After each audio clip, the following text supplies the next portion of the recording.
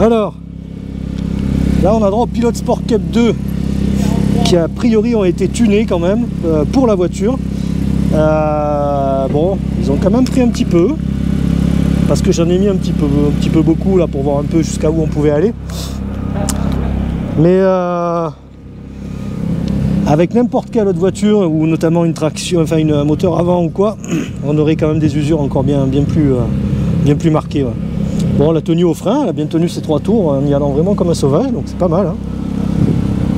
Ah, on est bien. Hein. Bon, donc globalement, ce petit aileron là, je pense qu'on peut s'en passer.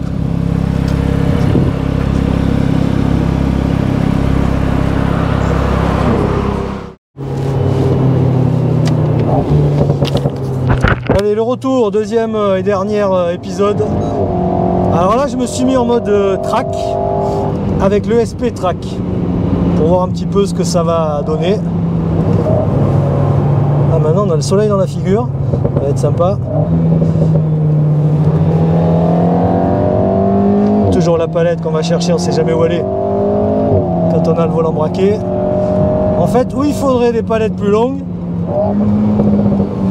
où il faudrait un moteur qui prenne 10 000 ou 9 000 tours pour qu'on ait le temps de remettre le volant droit avant de passer le rapport. C'est une solution. Vous le savez, la voiture, ça n'a pas beaucoup changé par rapport à avant. On a les mêmes réglages de châssis que sur la S. On a juste un pack aéro, on a juste un petit moteur là, comme je vous ai expliqué, qui prend 300 chevaux avec un haut régime qui est un peu différent. Sinon tout le reste c'est pareil, et surtout grande nouveauté, c'est qu'on a la possibilité de mettre des Cup 2 pour ceux qui vont en piste. Ça sera quand même plus sympathique. Ah, nous avons Dominique Chapat, il est là.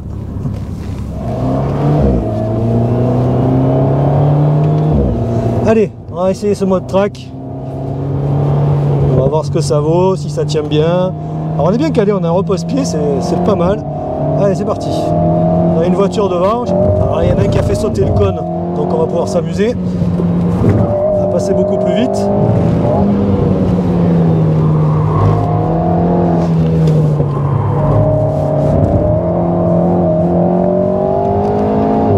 Ah, là on sent l'intervention de l'ESP légèrement, ouais. Mais c'est doux, hein. Voilà, il y a un peu plus de grippe. Ah, oh, le SP qu'il est bien, on peut passer beaucoup plus vite. Ah ben voilà. Puis alors il est pas mal. Attention, route à l'accès limité. Oui, toujours. Allez, ah ben là on peut du coup en mettre beaucoup plus sans que ça gêne. Mais bon, on sent quand même les retenues du système. Alors là, normalement il faut essayer de raccourcir la distance. Allez, allez, on s'amuse, on y va, on y va, on y va, on y va.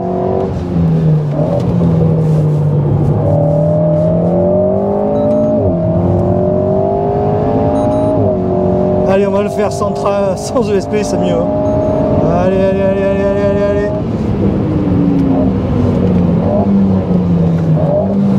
Attention, route à l'accès limité.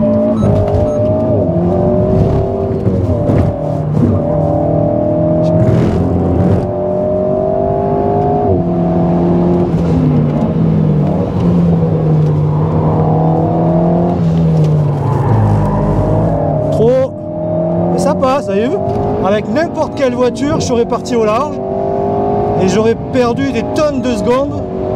Ben là c'est pas le cas, c'est tout le bonheur de rouler dans une voiture légère. Bon, je pense qu'il va pas vouloir me laisser passer, mais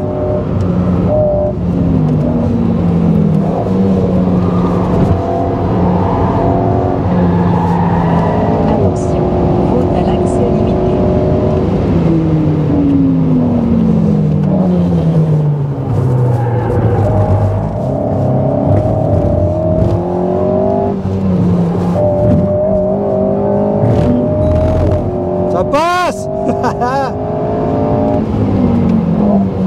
Ça passe. Il faut accélérer tôt pour pas trop perdre. mets toujours trop. J'en mets toujours trop.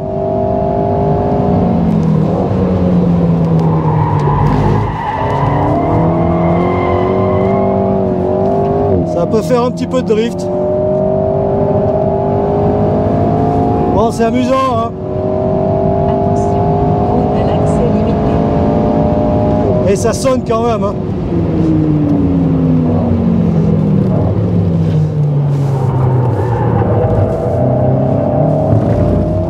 Ça motrice dur, hein.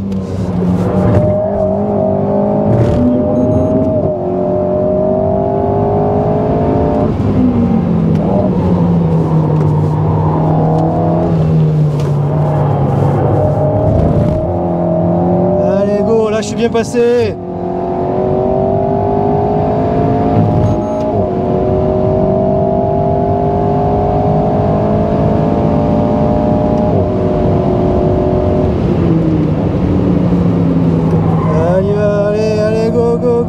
Go. Allez, 170.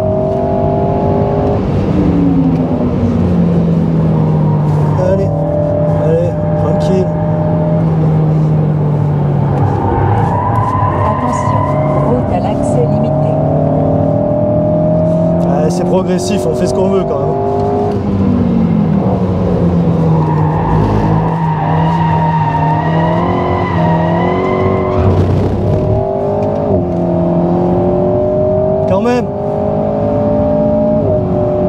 Quand même.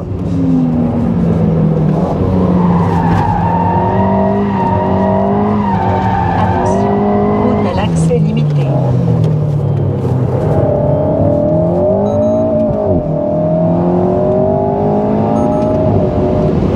Et ça freine fort, tard et longtemps. Hop, dégressif, ça vient gentiment. Et voilà, et ça repart.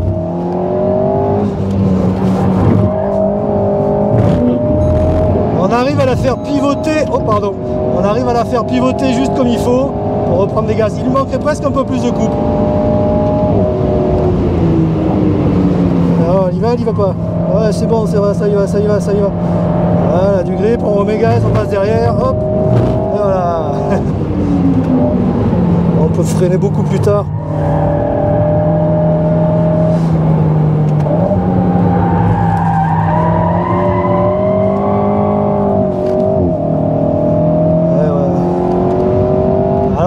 Une faible plage de régime, c'est pas facile.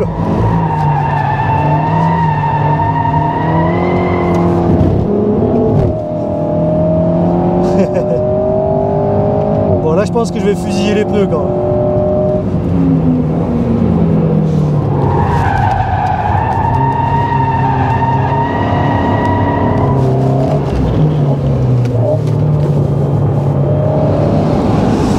Bon, donc on a vu. Pour les moins téméraires, le SP-Track est quand même super bien calibré, d'une progressivité absolue. Il n'y a pas de mouvement parasite, c'est souvent très compliqué à gérer, un ESP trop brutal. Donc pour avoir un bon ESP qui agit de façon progressive, il faut vraiment avoir une voiture qui soit en termes de comportement dynamique déjà mise au point correctement, pour que les interventions soient les plus douces possibles. D'un côté, le plus spectaculaire de cette voiture, c'est son homogénéité. Vous avez un châssis, une puissance, un comportement, tout est fait de façon subtile et nuancée. Donc en fait, même avec un mode ESP off, eh ben, tout se fait très progressivement. Et au contraire, ça devient presque une école de pilotage, entre guillemets. Enfin voilà, c'est une voiture avec laquelle on peut rouler ESP off sur circuit, sans se dire qu'on va aller tout casser au premier virage, quoi. Vous pouvez vous dispenser du kit aéro qui sert à rien, hein, dans l'absolu. Les Cup 2, ça peut être sympa si vous faites du circuit. Alors ils mettent du PS4 en standard, peut-être que du PS4S, ça serait la bonne monte intermédiaire, à voir. Mais bon, l'Alpine A110 c'était une voiture bien née. L'Alpine A110S comblait le petit manque pour les pistards qui trouvaient un peu trop de souplesse dans l'Alpine normale.